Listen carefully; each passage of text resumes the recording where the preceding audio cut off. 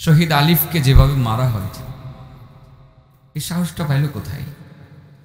মুসলমান আমরা দুর্বল হয়ে গেছি, ইমান ভালো নেই, আমাদের অনেকে মালাউন হয়ে গেছে। মালাউন, আল্লাহ লানত বর্ষিত হইতেছে আমাদের অনেকের উপরে। পরস্পরে একে অপরের ক্ষতি করি, মুসলমানের ক্ষতি করি, আরেকজনের ব্যবসায় ক্ষতি করি, আরেকজনের মেয়ের বিবাহ শাদীতে ভাঙ্গনি দেয়, আরেকজনের ছেলের বিবাহ শাদীতে ভাঙ্গনি দেয়। এটা আমাদের অভ্যাস হয়ে গেছে। আমার নবী কি জিন্দেগিতে কোনো মানুষের ক্ষতি করেছেন? এই যে হিলফুল ফুজুল সংগঠন যুবকরা করছে, আমার নবীর সংগঠন, এটা দিয়ে শুধু মানুষের উপকারই করছে, শুধু উপকারের জন্যই সংগঠনটা বানানো হয়েছে। সবাইকে সঙ্গে নিয়ে রাসূল সাল্লাল্লাহু আলাইহি সাল্লাম এই সংগঠনটা প্রতিষ্ঠা করেছিলেন। তো এই সংগঠনই তো বলে দেয় যে আমার নবী সাল্লাল্লাহু আলাইহি ওয়াসাল্লাম তার জীবদ্দশায় কখনো কোনো মুসলমানের ক্ষতি করবেন দূরের কথা, কোনো কাফেরের ক্ষতিও করবেন না। আর যারা অন্য মুসলমানের ক্ষতি করে তারা কি বলেন? মালউন, বলেন কি? আচ্ছা, আগের কথা কি ভুলে গেছেন? হ্যাঁ, কয় কাজে মুক্তি? 1 নম্বর কিসে মুক্তি? হালালে মুক্তি। বলেন 1 নম্বর কিসে মুক্তি? হালালে মুক্তি। ভালোভাবে ওয়াজ শুনবেন, আজকে থেকে ওয়াজ শুনে আমল করবেন, নাইলে ওয়াজ শুনে লাভটা কি? মানুষ ভাবছিলাম মাগরিবের পরে পাইতাম না, মানুষ ওয়াজ বাড়াই করুন লাগবো, ভাবছিলাম ঘন্টা খানিকের কম করবো, এখন 1 ঘন্টা 10 মিনিট করলে আপনাদের কোনো আপত্তি নেই তো?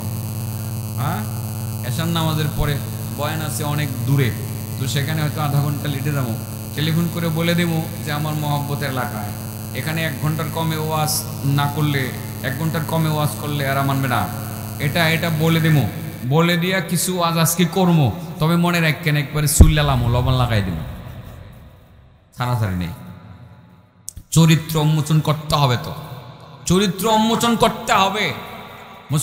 মুসলমানের ক্ষতি করে সে মালাউন, সে কি? মালউনুন মান দারা মুমিনান ওয়া মাকারা বিহি। রাসূল বলেন 2টা অপরাধে যারা সংশ্লিষ্ট, যারা জড়িত, তারা মুমিন নামদারি হওয়ার পরেও তারা মালাউন, মুসলমান নামদারি হওয়ার পরেও তারা মালাউন। 1 নম্বরে যারা অন্য মুমিন মুসলমানের ক্ষতি করে, আর 2 নম্বরে যারা মাকারা বিহি, অন্য মুমিন মুসলমানের সাথে ধোঁকাবাজি করে, প্রতারণা করে।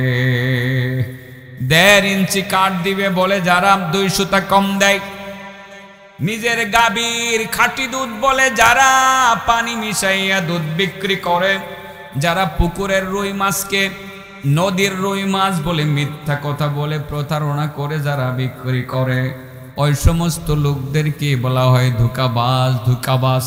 যারা মূলত অন্য মুমিন মুসলমানকে ধোঁকা দিবে, তারা যেমন মালাউন, আর তাদের কামাই হয়ে গেল সব কয়টা হারাম।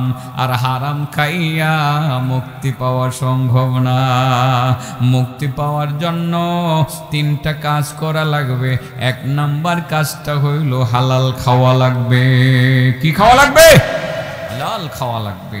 এই হালাল যদি না খান, হারাম খান, আল্লাহ নিজেই বলেন যারা হারাম খায়, উলাইকা মা ইয়াকুলুনা ফি বুতুনিহিম ইল্লান নার।